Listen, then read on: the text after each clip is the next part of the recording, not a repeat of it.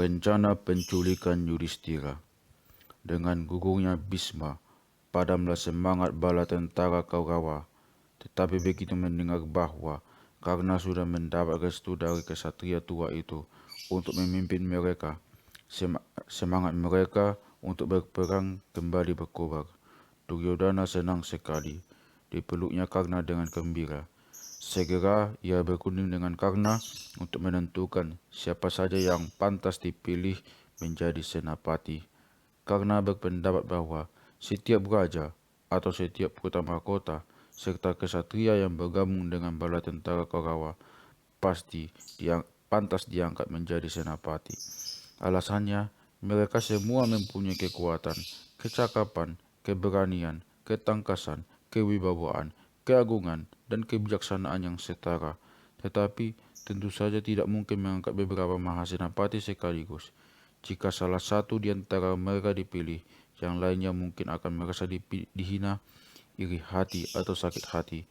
Akibatnya, semua akan menderita. Menurut pikiran Karna, sebaiknya Drona yang diangkat sebagai mahasenapati sebab ia adalah mahaguru dari hampir semua kesatria yang tergabung dalam pasukan Kaurawa. Dengan mantap, Duryodhana menyetujui usul itu. Kemudian Duryodhana pergi menghadap mahaguru Drona. Di hadapan para senapati bala tentara Kaurawa, ia dengan singkat mengumumkan pengangkatan Drona. Mula-mula, kata-katanya ditujukan kepada mahaguru itu. Mahaguru yang kami hormati dan kami cintai, engkau orang yang tidak ada bandingnya dalam kewibawaan, keturunan, kecakapan, kebijaksanaan, keagungan, umur, dan ilmu pengetahuan. Kami mohon, kira engkau sudah diangkat menjadi mahasenapati pasukan perang kita. Di bawah pimpinanmu kita pasti menang.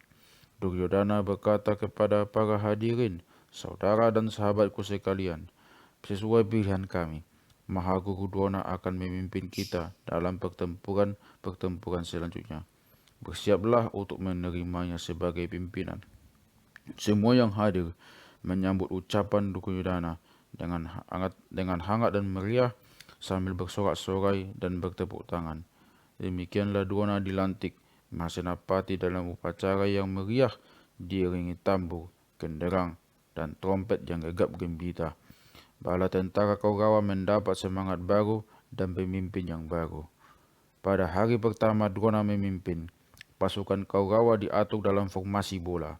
Karna, yang selama 10 hari tidak muncul di medan perang, pada hari ke-11 itu tampak siap dengan keretanya yang kokoh dan megah. Banyak prajurit berbisik-bisik membicarakan ketidakhadirannya selama 10 hari ini. Mereka berpendapat karena tidak mau ikut berperang karena Bhisma yang memegang pimpinan. Mereka juga berpendapat bahwa kekalahan yang mereka derita adalah kesalahan Bhisma. Hampir semua menyalahkan kesatria tua yang telah gugur itu dalam medan pertempuran. Semua sekarang di bawah pimpinan Karna, mereka membayangkan kemenangan akan berpihak pada mereka dan Pandawa akan hancur. Diam-diam, Duryodhana berunding dengan Drona, Karna, dan Dusasana. Duryodhana mengemukakan maksudnya untuk menangkap Yudhistira hidup-hidup. Ia berkata, aku tidak menginginkan apa-apa, tidak juga kemenangan, asalkan Yudhistira bisa ditangkap hidup-hidup. Kalau Mahaguru Drona bisa melakukan ini, kita semua akan puas. Mendengar rencana Duryodhana, hati Drona sangat senang. Dalam hati, sesungguhnya tidak suka berperang melawan Pandawa, apalagi menghabisi mereka. Dalam sikap lahiriah, tentu ia patuh dan setia memihak Kaurawa. Karena itu, ia menanggapi rencana Duryodhana ini dengan puji-pujian. Katanya, putra mahkota, semoga engkau selalu mendapat restu dari Brahma yang esa. Rencanamu untuk tidak membunuh Yudhistira sungguh mulia dan membuatku bahagia. Sesungguhnya di dunia ini, Yudhistira tidak punya musuh. Rencanamu untuk menaklukkan Pandawa dengan jalan menjadikan Yudhistira sebagai tawanan, kemudian membagi-bagi kerajaan dan hidup damai dalam persahabatan dengan mereka, sungguh sangat agung. Aku melihat kemungkinan itu dengan jelas sekali. Kita semua akan lakukan ini dengan sebaik-baiknya. Tetapi sebenarnya niat Duryodhana sama sekali lain dari yang dimengerti oleh Mahaguru Drona. yang ada di benak Duryodhana adalah jika Yudhishthira tewas dalam pertempuran dan diperoleh dari kemenangan itu, karena hal itu justru akan membuat saudara-saudaranya semakin marah dan garang. Pertempuran akan semakin seru dan korban akan semakin banyak. Lebih penting itu, Duryodhana sadar bahwa kekalahan ada di pihaknya. Lagi pula, jika pertempuran diteruskan sampai kedua pihak hancur lebur, Krishna masih akan tetap hidup dan ia pasti akan mengangkat Draupadi atau Dewi Kunti untuk menduduki tahta kerajaan sebagai pewaris sah kerajaan Hastina. Jika demikian, apa gunanya membunuh Yudhishthira? Karena itu, jalan yang terbaik adalah menangkap Yudhishthira hidup-hidup dan segera menghentikan perang. Langkah kedua adalah memanfaatkan kebaikan hati Duryodhana untuk maksud-maksud selanjutnya, yaitu dengan mengundangnya untuk bermain dadu lagi. Duryodhana sudah memperhitungkan bahwa undangan main dadu itu pasti tidak akan ditolak. Selanjutnya, tidak ada soal lagi, sebab Sakuni tetap satu-satunya ahli siasat main dadu. Pandawa yang pasti akan kalah akan diusir ke pengasingan selama 13 tahun. Menurut kenyataan, selama 10 hari bertempur, Kaurawa lebih sering kalah.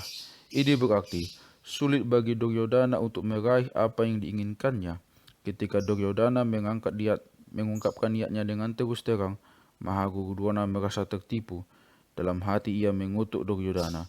Tetapi, apapun niat Duryodhana, ada satu hal yang pasti, yaitu ia tidak akan membunuh Yudhishthira.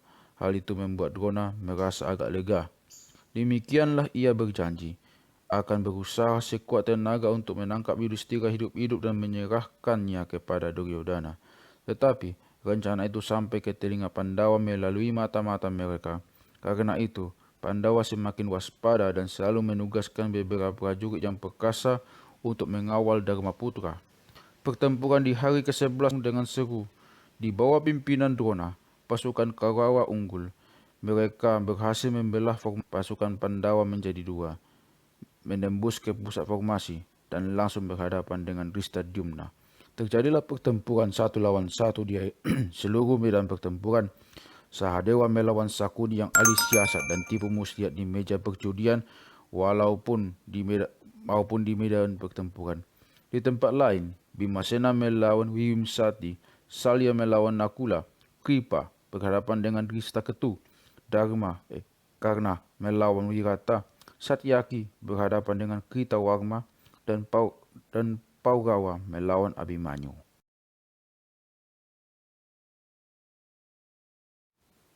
Dalam situasi demikian, Drona memerintahkan pasukan Kaurawa untuk langsung menyerang dan menangkap Yudhishthira.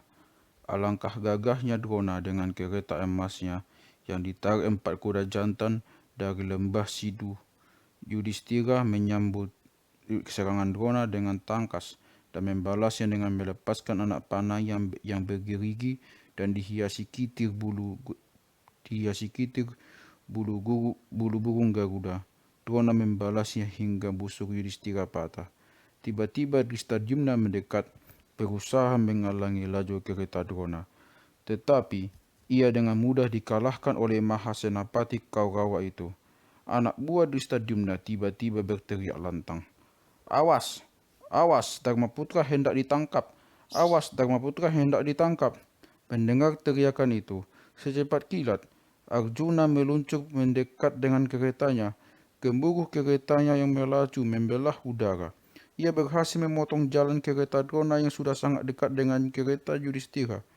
Dengan diwanya menyembur ratusan anak panah menyusul, membuat Drona mundur dan membatalkan niatnya. Pertempuran antara Drona dan Arjuna tidak berlanjut karena saat itu matahari telah tenggelam. Pertempuran hari ke-11 sudah berakhir. Rencana untuk menculik Yudhishthira gagal. Drona melaporkan itu ke Duryodhana. Ia mengalami kesulitan besar karena Arjuna masih hidup. Mereka harus mencari siasat lain untuk menculik Yudhishthira. Mendengar itu, Susarma, Raja Trigarta, kemudian bergabung dengan bala tentara Kaurawa, lalu berunding dengan Duryodhana dan saudara-saudaranya. Mereka mengucapkan sumpah Samsaptaka, hendak bertempur mati-matian melawan Arjuna. Mereka akan berusaha keras untuk memisahkan Dharmaputra dari Partha. Demikianlah, sumpah itu diucapkan sesuai dengan tradisi, yaitu dengan duduk mengelilingi api unggun Agnihotra dan mengenakan pakaian yang terbuat dari rumput. Upacara ini diiringi korban mecaru, yaitu upacara yang menggambarkan mereka seolah-olah telah tewas. Upacara ini dilanjutkan dengan upacara sumpah. Kami tidak akan kembali sebelum membunuh Arjuna. Jika kami takut dan lari meninggalkan pertempuran, semoga Batara Siro menghukum kami karena perbuatan itu. Aum Swastiastu. Mendengar melalui mata-mata Pandawa, Arjuna mengetahui tentang sumpah itu. Arjuna segera melaporkan hal itu kepada Dharmaputra. Sesuai adat para kesatria, Arjuna harus menghadapi tantangan itu secara kesatria. Yudhistira ternyata sudah tahu bahwa Drona berencana menanggap dirinya dan telah menjanjikan itu kepada Duryodhana. Kecuali itu, Susarma sebenarnya berniat untuk mengubah strategi perang mereka. Yudhistira mengingatkan bahwa Drona adalah mahaguru yang tak terkalahkan, berani, kuat, dan pandai. Namun Arjuna berpegang teguh pada keputusannya. Ia berkata kepada Dharmaputra, "Tuanku Raja, Satyajit akan membela engkau. Selama ia tetap hidup dan ada di sisimu, tidak sesuatu pun bakal terjadi padamu." Kemudian Arjuna merentangkan gandiwanya dan melepaskan anak panah sebagai tanda bahwa ia menerima tantangan sumpah Samsaptaka. Prajurit kedua pihak bersorak menyambut itu. Gemuruh suara mereka membuat langit bergetar. Kemudian Krishna melecut kudanya, langsung menyerang pasukan Trigarta yang dipimpin Susarma. Baru saja berhadapan dengan Arjuna, mereka buyar, takut tertimpa hujan anak panah yang menyembur dari gandiwa Arjuna. Susarma terpaksa berteriak-teriak lantang mengingatkan sumpah mereka di hadapan Batara Agni. Gandiwa Arjuna terus menyemburkan anak panah, menebarkan maut bagi pasukan Trigarta. Beratus-ratus mayat pasukan Susarma bergelimpangan di tanah, banyak di antaranya yang kepalanya terpenggal akibat amukan anak panah Arjuna. Sementara Partha sibuk menghadapi pasukan Susarma, Drona memerintahkan seluruh kekuatan pasukan Kaurawa untuk memusatkan serangan mereka ke sasaran, yaitu di sekitar tempat Yudhistira berada. Hal ini diketahui Dharmaputra, yang segera memberitahu Dristadumna yang lalu mendahului menggempur Drona. Dengan tangkas, Drona menghindari serangan Dristadumna dan dengan mudah mengobrak-abrik pasukan Pandawa. Tak terhitung banyaknya korban yang jatuh di pihak Pandawa. Satyajit membalas serangan Drona dengan berani. Ia dibantu Wrika, salah seorang putra Raja Pancala, tetapi kedua kesatria muda itu dapat ditewaskan oleh Drona. Satanika, putra Raja Wirata, melecut kudanya dan memacu keretanya siap menggempur Drona, tetapi ia tewas di tangan Drona. Kemudian Raja Katama maju bertempur melawan Drona. Ia juga tewas di tangan Maha Senapati itu.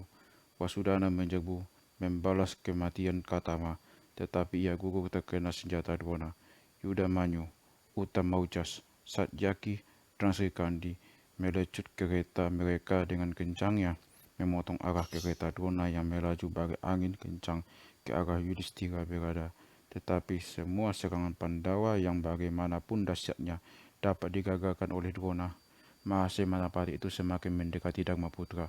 Pada saat yang sama, Pancala, adik Draupadi, dan Dristadumna menyerang Drona seperti singa kelaparan menyergap mangsa.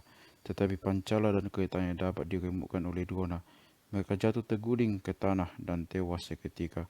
Melihat keperkasaan dan kemenangan Mahasenapatinya, Duryodhana senang sekali. Ia berkata kepada Karna bahwa tidak lama lagi Pandawa pasti menyerah kalah.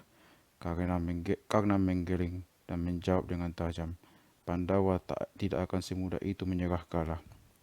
Pengalaman pahit mereka membuktikan bahwa mereka semua ulet dan tangguh. Mereka takkan melupakan pengalaman buruk mereka di masa lalu. Ingat, ketika engkau mencoba meracuni mereka dan ketika engkau mencoba membakar mereka hidup-hidup, engkau pernah menghina mereka dalam permainan dadu. Kemudian engkau buang mereka ke hutan. Kau paksa mereka hidup dalam pengasingan selama 13 tahun. Mereka tidak akan melupakan semua itu dan mereka tidak akan menyerah. Ketika mereka gagal menghentikan laju kereta Drona, Bhimasena datang. Bagaikan angin puyuh, ia menghalangi majunya Drona ke arah Yudhishthira. Serangan Bhima disusul serangan Satyaki, Yudamanyu, Kesatra Dharma, Nakula, Utamaujas, Drupa, Wirata, Srikandi, Ketu, dan para kesatria lainnya yang memihak Pandawa. Melihat itu, karena mendesak Duryodhana agar mengirim bantuan untuk menolong Drona. Sementara itu, Duryodhana berpendapat bahwa untuk menaklukkan Bhimasena, perhatian kesatria itu harus dialihkan ke gelanggang lain. Ia akan memimpin dan mengerahkan pasukan gajah secara besar-besaran. Sewaktu berhadapan dengan Duryodhana, Bhimasena mempertahankan diri dengan gagah. Bhimasena melemparkan tombaknya yang berujung pisau bulu dan sabit, tepat mengenai busur dan panji-panji Duryodhana yang langsung rontok ke tanah. Akhirnya, Duryodhana dibantu Raja Angga dalam memimpin pasukan gajah. Bhimasena terus-menerus melontarkan tombak saktinya ke arah Raja Angga. Salah satu tombaknya mengenai gajah yang ditunggangi raja itu, sementara tombak yang lain mengenai tubuhnya. Seketika itu juga, tewaslah Raja Angga bersama gajahnya. Melihat itu, bala tentara Kaurawa menjadi bingung.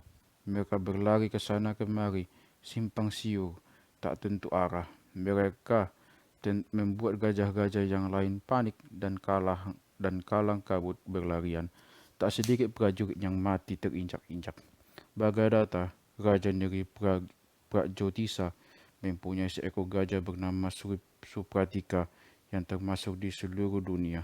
Gajah perkasa itu menerjang Bhimasena dan dengan bela lainnya yang kuat membuat kereta Bhima rusak terlipat-lipat. Sesaat Bhima terpelanting. Kereta dan kudanya remuk digilas gajah itu hingga tak berbentuk lagi. Pada waktu jauh, Bhimasena dapat menguasai dan dengan cepat berhasil menyelinap ke bawah binatang itu. Bhima tahu betul bagaimana cara menghadapi gajah yang sedang mengamuk dan tahu benar bagian-bagian lemah badan seekor gajah. Sambil bergayut pada salah satu kaki gajah itu, Bhima menusuk-nusuk titik-titik lemah di tubuh Supratika hingga gajah itu melengking kesakitan. Dengan bela lainnya, Supratika mencoba melepaskan Bhima dari kakinya, tetapi parang tajam Bhima menebasnya. Dengan bela lain yang tertebas, Supratika semakin ganas mengamuk karena kesakitan. Semua yang ada di dekatnya hancur, tetapi Bhimasena tetap bergayut pada kakinya dan terus menusuk-nusuk perut gajah itu. Ibarat jengkrik digeditik, gajah itu mengamuk kalang kabut. Ketika Bhimasena tidak muncul-muncul dari bawah tubuh si gajah, anak buahnya berteriak-teriak mengatakan Bhima tewas diinjak-injak Supratika. Yudhishthira mendengar teriakan itu, kemudian memberi isyarat kepada Raja Dasarma yang juga menunggang gajah. Dasarma lalu menggempur Bagadatta. Kedua gajah itu bertarung sengit, tetapi Supratika memang gajah paling unggul. Ketika mereka sedang seru-seru berkelahi, Bhima menjilat keluar dari kaki Supratika. Ia selamat. Satyaki maju menyerang Bagadatta. Meskipun sudah lanjut usianya, rambutnya sudah putih, dahinya penuh kerutan. Alisnya jatuh menutupi mata, punggungnya sudah bungkuk, dan kulitnya sudah kisut. Bagadatta bertarung dengan perkasa. Setapak pun ia tidak mau mundur. Dengan penuh semangat ia menggempur Pandawa bagaikan Batara Indra yang mengendarai Airawata melawan bala tentara raksasa. Satyaki yang menyerang diterjangnya. Kereta dan kudanya diterjang gajah Supratika sampai remuk. Bhimasena dan Satyaki yang dapat menyelamatkan diri segera mempersenjatai diri dan bersiap-siap untuk bertarung lagi dengan Bagadatta. Kesatria tua itu sungguh sangat mengagumkan. Supratika gajahnya telah dilatih sejak kecil dan sangat mahir menggunakan bela lainnya. Supratika menyembuhkan cairan beracun dari bela lainnya. Siapapun, kuda atau gajah yang berani mendekatinya, pasti mati terkena racunnya. Seluruh medan Kurukshetra panik karena amukan Supratika. Pasukan Pandawa terpaksa lari menyelamatkan diri. Gajah dan kuda menjadi liar, berlarian ke sana kemari, saling bertumbukan.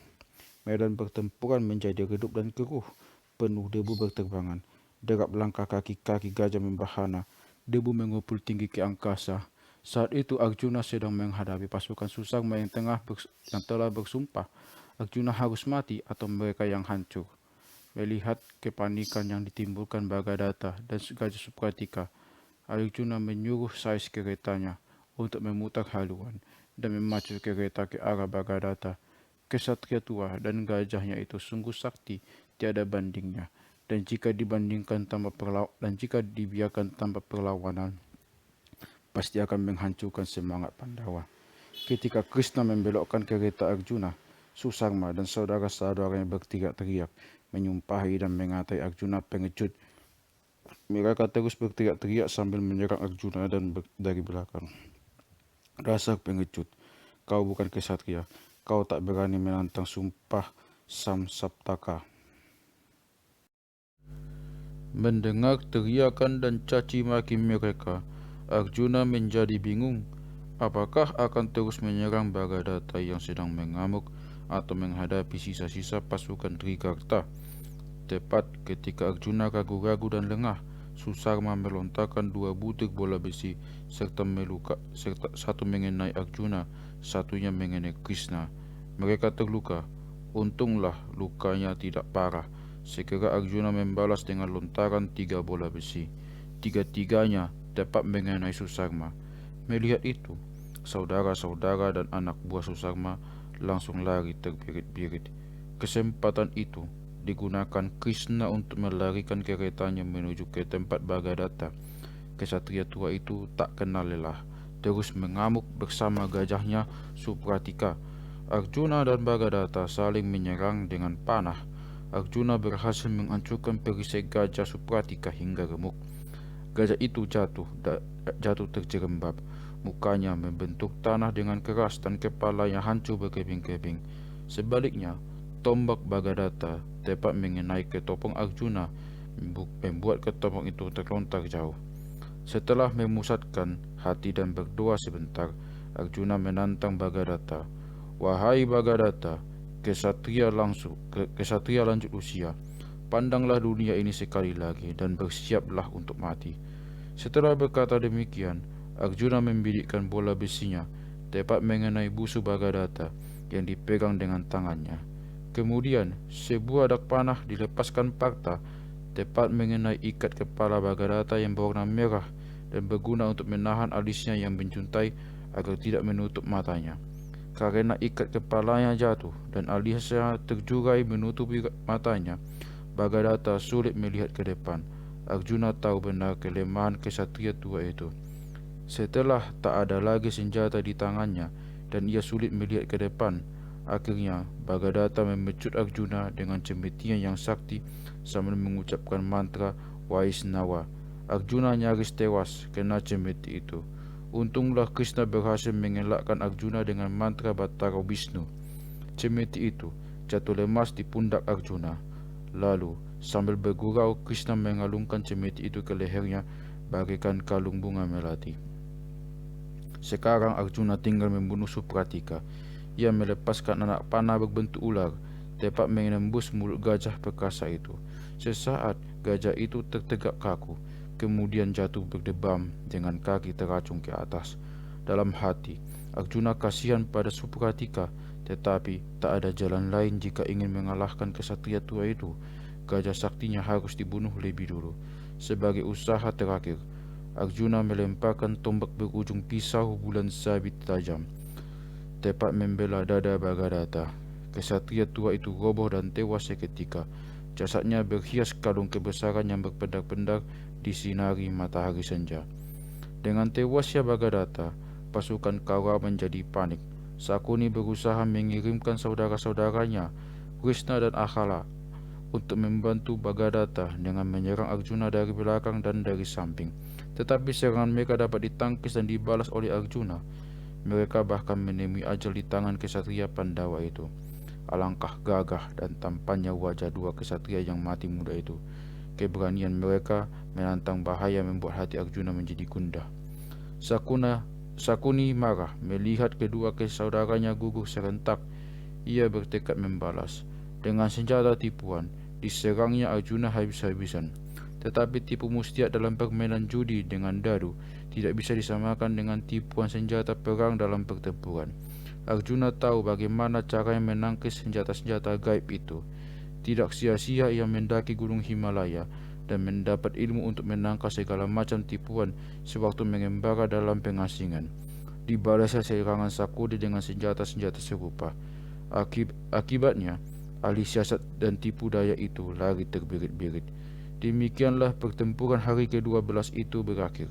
Rencana Duryodhana dan Drona untuk menculik Yudhishthira dapat digagalkan.